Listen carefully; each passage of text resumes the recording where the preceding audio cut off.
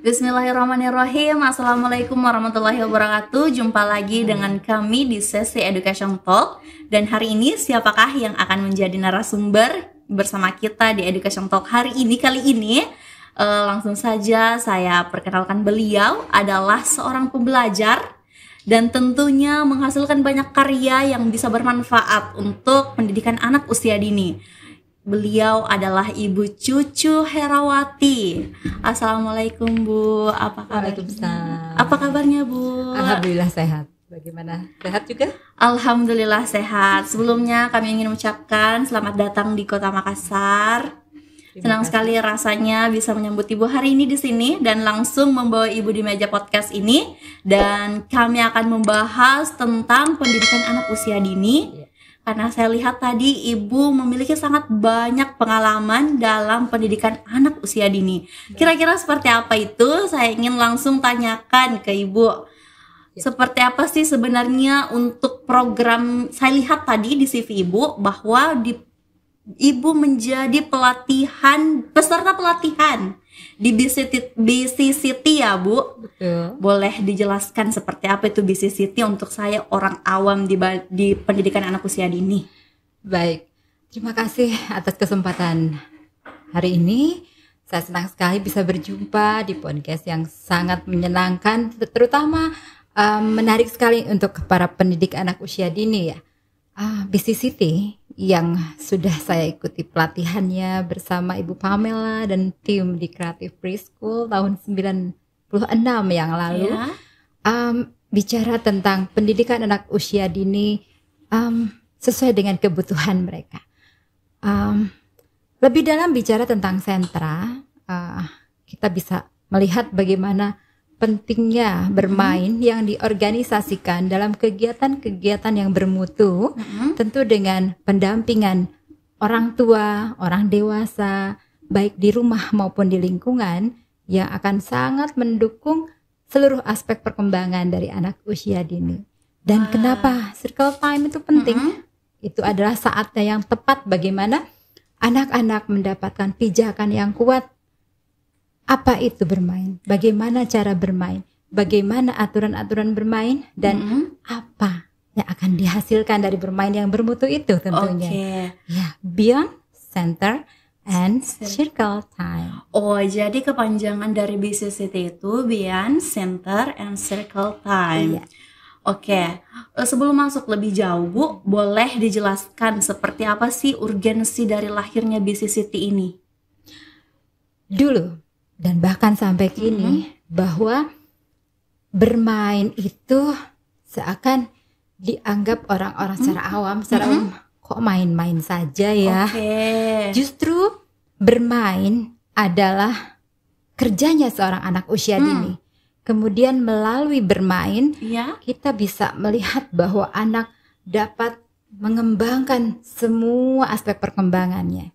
Dan bermain yang bermutu adalah bermain yang direncanakan, yang sudah merupakan suatu implementasi dari semua konsep-konsep pendidikan yang tentu kita sudah tahu, salah satunya Jean Piaget yang mengatakan bahwa anak di usia 0 sampai 2 tahun adalah usia tahap sensori motor. Semua sensenya dikembangkan, distimulus supaya ia berkembang sesuai dengan tahapan usianya. Lalu di usia 2 sampai 7 tahun ada usia pra-operasional konkret. Mereka menggunakan benda-benda konkret untuk ia belajar tentang diri, tentang dunianya, tentang siapa penciptanya. Nah, maka mengenalkan Allah kan dengan penciptanya ya, penciptaannya. Penciptaannya berupa apa? Tanaman, binatang, air, semua yang ada di alam semesta ini. Kemudian yang ketiga adalah bagaimana anak berkembang di tahap usia 7 sampai 11 tahun. Operasional konkret.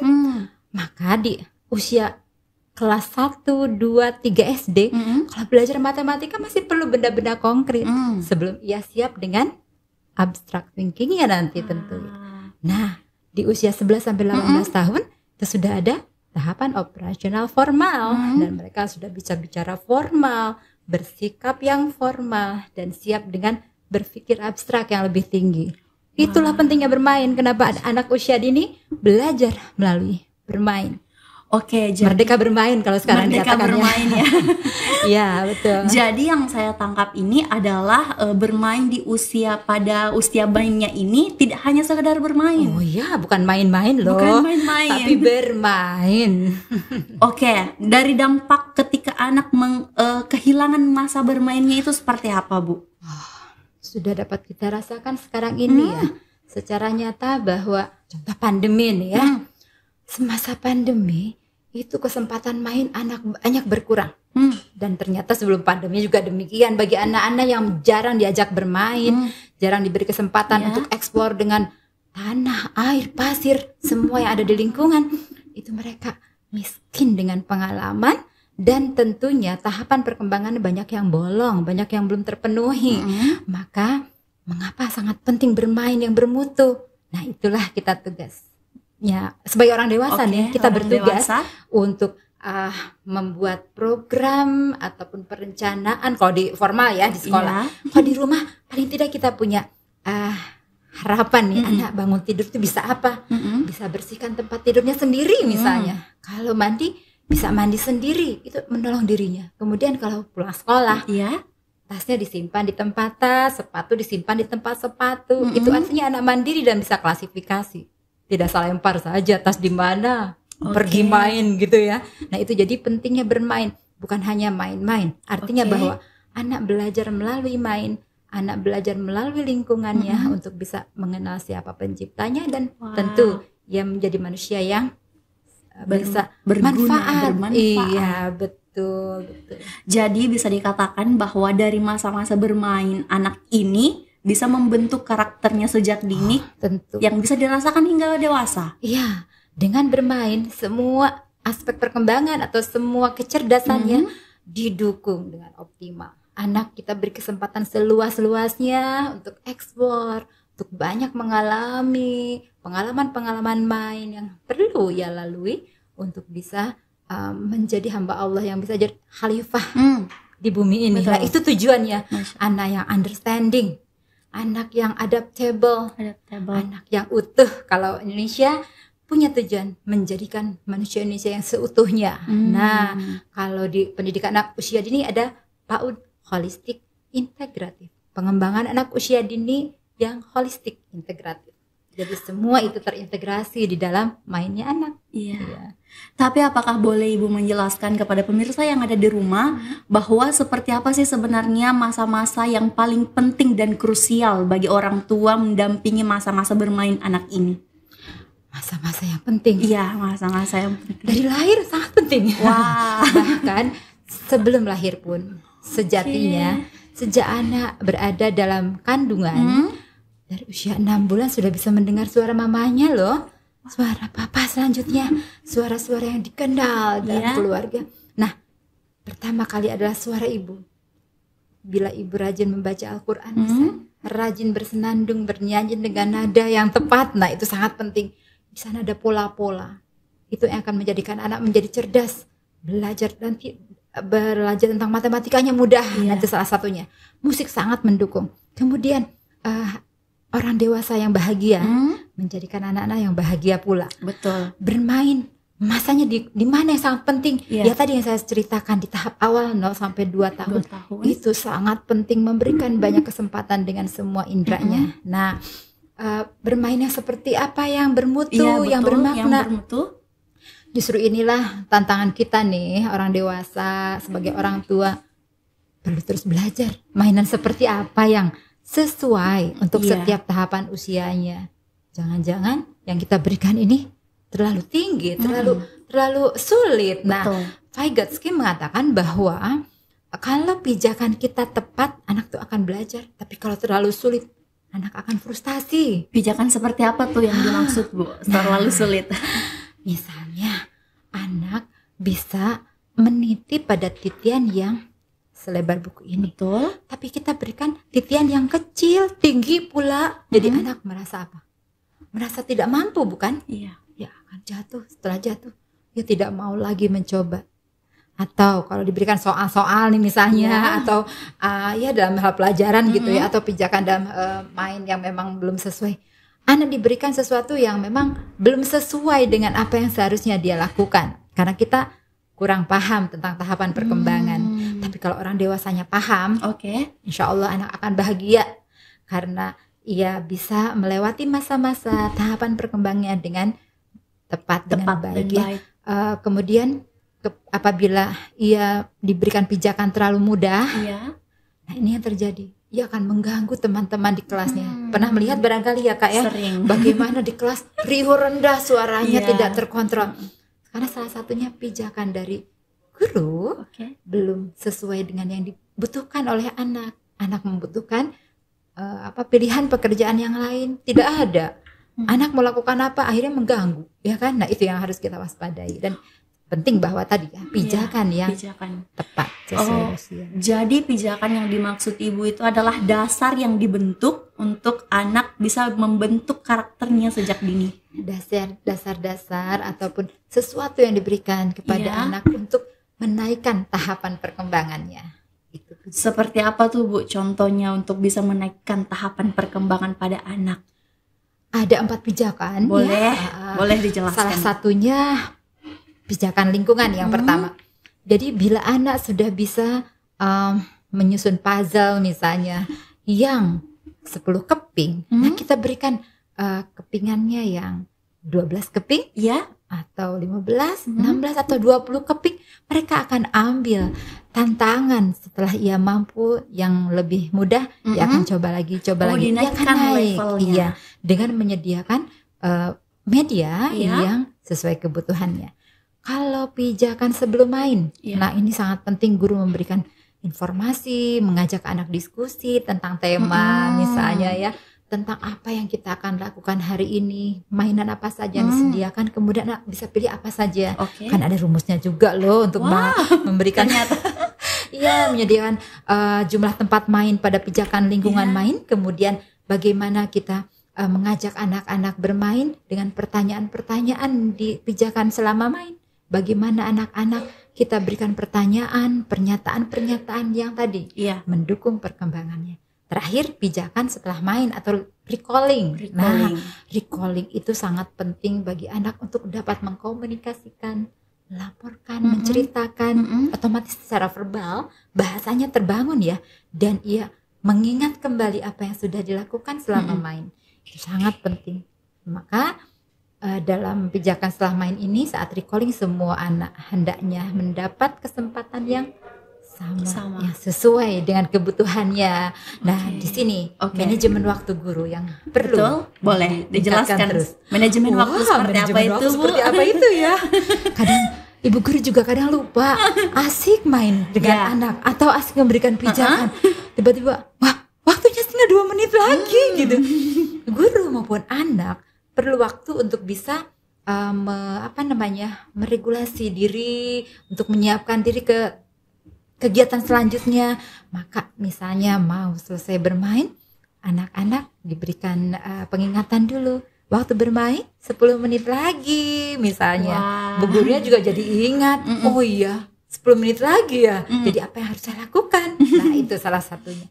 Itu adalah pijakan-pijakan yang penting dilakukan agar anak bermain dengan bermutu. Tadi saya sudah mendengar bahwa seberapa penting kita mempersiapkan hal ini ke depannya untuk membentuk karakter si anak. Tapi bolehkah Ibu menjelaskan kepada para orang tua, khususnya pemirsa yang ada di rumah, bahwa seperti apa persiapan yang perlu dan sangat dilakukan bagi para orang tua, mulai dari hamil hingga melahirkan anak dan melihat pertama kali dunia ini? Kerja berat itu. Tapi kalau kita ikhlas dan kita siap bertanggung jawab ya, anak adalah amanah dari Allah dan kita perlu tadi mempelajari. Bagus kalau ada sekolah yang merupakan sekolah bagi calon orang tua ya, Bapak dan Ibu. Jadi bagaimana kita mempersiapkan diri, pengetahuan tentang apa dan siapakah anak itu, akan berkembang menjadi apa, dan apa harapan kita dengan doa kita, Rabbana hablana min azwajina wa dzurriyyatina qurrata a'yun waj'alna lil muttaqina imama. Itu adalah doa yang terus kita panjatkan supaya anak-anak kita menjadi penyejuk hati, penyejuk pandangan kita, menjadi anak-anak yang berbakti. Kalau tanpa pengetahuan kita tidak tahu apa yang harus kita lakukan terhadap anak-anak kita ya di usia ketika baru lahir. Diapakan? Sampai ia berusia 2 tahun tadi yang saya ceritakan, bagaimana belajar dengan indranya, pendengarannya, penglihatannya. Salah satunya memberikan dukungan apa nama-nama benda yang ada di dirinya dan di sekitarnya, kita sebutkan. Baik. Ini pampers, kamu sekarang pipis, lihat pampersnya basah, kita ganti yuk. Nah itu yang perlu kita lakukan, kita pahami, kita tahu, kita lakukan. Kalau tahu tidak dilakukan sama saja, nggak ada artinya gitu. Nah maka apa yang perlu dilakukan oleh orang dewasa selain menambah terus pengetahuan tentang setiap tahapan usianya, banyak juga baca buku dan diskusi dengan orang tua yang lain. Betul. Apalagi orang tua muda sekarang ini ya, bagaimana banyak membaca, banyak belajar, banyak tutorial, kadang bingung. Jadi yang dilakukan yang mana gitu. Yang mana nih? Saking banyaknya ya. Referensi sudah terlalu banyak. Yang penting ada satu lagi, konsisten. Kita gunakan pengetahuan yang kita punya dan kita konsisten. Bagaimana perkembangan anak itu kita amati, apa yang salah ya kalau sesuatu terjadi misal tidak sesuai harapan, apa yang harus saya perbaiki ya. Itu kan evaluasi diri untuk orang tua juga. Kemudian anak saya kok kurus, kok nggak nafsu makan, apa yang harus saya lakukan ya? Apakah menambah variasi makanannya kah, teksturnya kah, atau hal lain? Ada lagi satu, banyak sekarang anak-anak yang speech delay, yang sulit berbicara. Ternyata salah satu faktornya adalah anak sering diberikan makanan cair, kemudian tidak menggerakkan rahang, lidah, gigi, dan refleks menelan di sini nih. Itu untuk latihan alat ucap ternyata. Nah, kalau anak-anak dari usia dini sudah diberikan tekstur yang beragam, rasa yang bermacam-macam, itu akan melatih alat ucapnya di sini, mengunyah, menelan ya. Coba bayangkan kalau anak hanya meneguk atau menyedot jus ya. Jus misalnya jus mangga atau jus apa lagi tuh? Atau bubur yang terlalu cair. Bubur, betul. Itu ada efeknya ternyata. Ia tidak berlatih mengunyah dengan tekstur yang bermacam tadi, sehingga rahangnya jarang digerakkan. Apalagi kalau makan sambil nonton TV, astagfirullahaladzim, dia nggak tahu makanan apa yang masuk ke dalam mulutnya, tahu-tahu habis saja. Dan tidak disadari bahwa dengan layar seperti itu membuat anak-anak juga terpapar sinar dari layar tersebut, dan ia belajarnya melalui main tidak bermutu. Karena apa? Itu adalah salah satu jenis dari bermain yang pasif. Ada 2 jenis mainan nih, aktif dan pasif. Oh, tidak tahu ternyata ya. Sip, cocok berarti nih.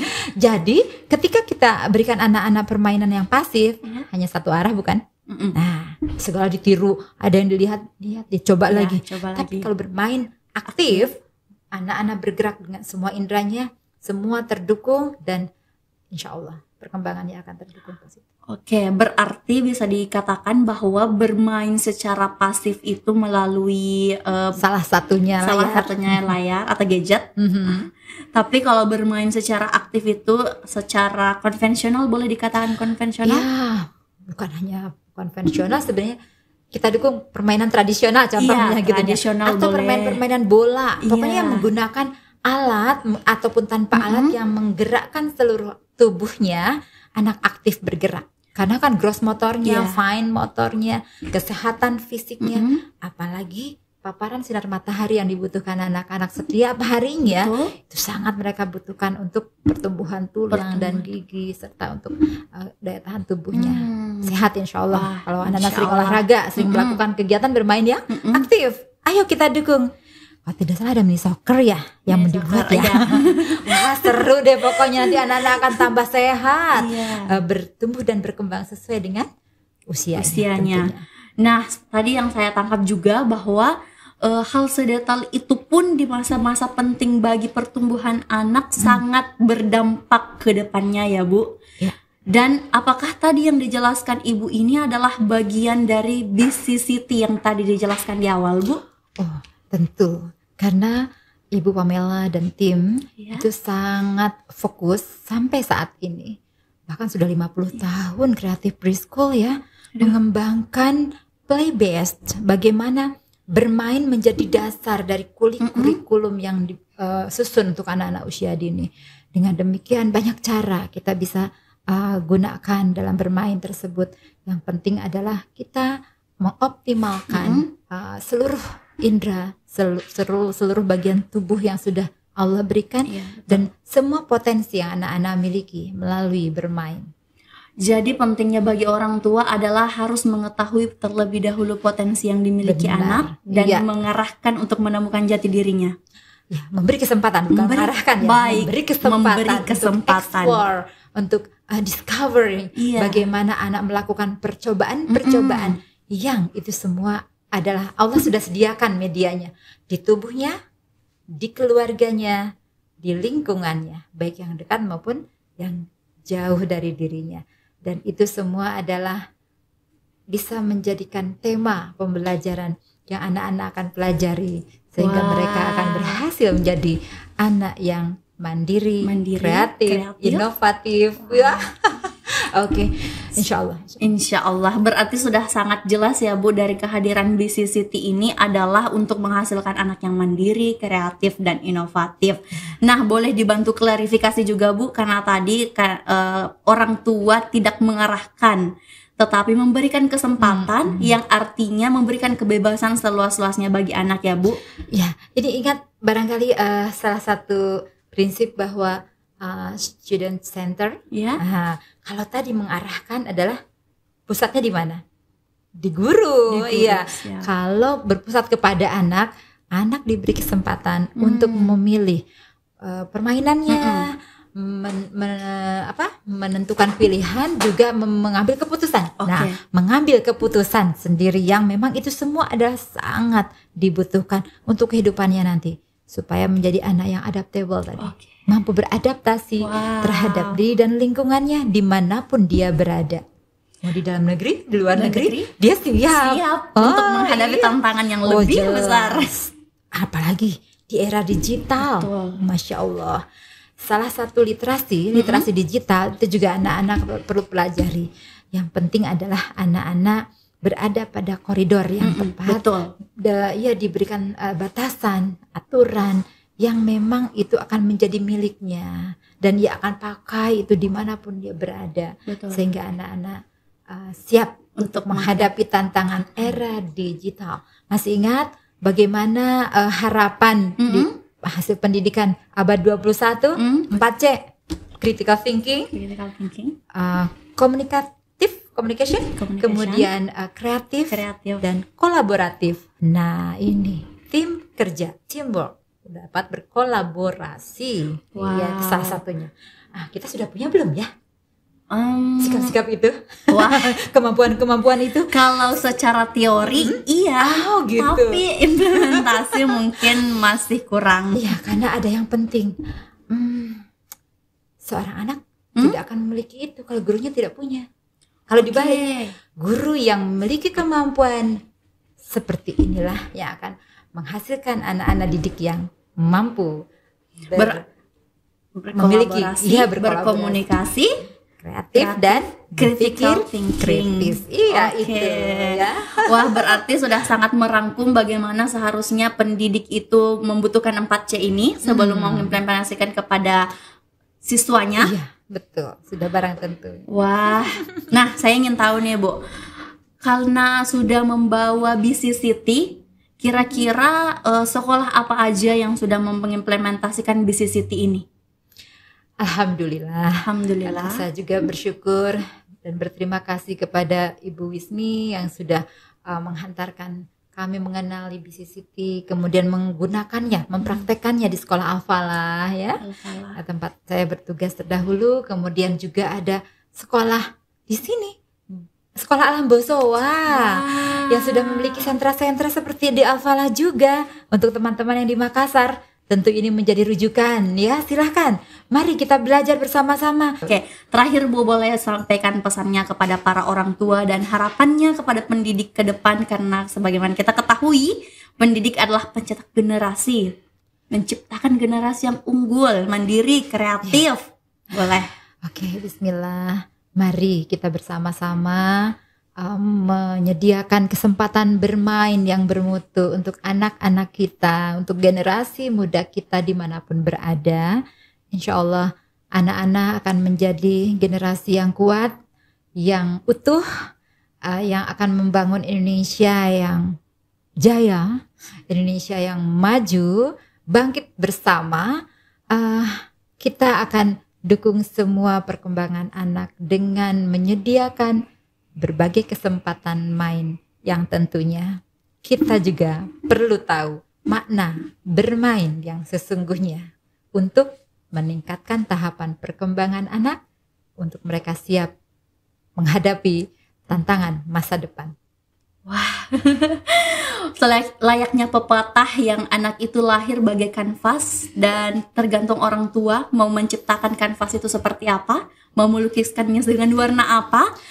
Mari kita lukis dengan lukisan yang indah. Betul. Yang dapat mewarnai dunia menjadi bermakna. Amin. Dan tentu tujuannya yang utama adalah kebahagiaan di hari akhir nanti. Wah, Masya Allah, Insya Allah. Itulah tadi sesi Education Talk kita bersama dengan Ibu Cucu Herawati dan sangat insya Allah bisa memberikan manfaat kepada pemirsa yang ada di rumah, khususnya kepada para orang tua yang sedang mempersiapkan tumbuh kembang anak hingga dewasa dan perlu memperhatikan hal-hal tentunya dengan bermain yang bermutu. Bersama saya Riri Mulkhairi, host hari ini, mengakhiri acara Education Talk dan sampai berjumpa di Education Talk lainnya. Assalamualaikum warahmatullahi wabarakatuh. Terima kasih Bu. Assalamualaikum warahmatullahi wabarakatuh. Sama-sama.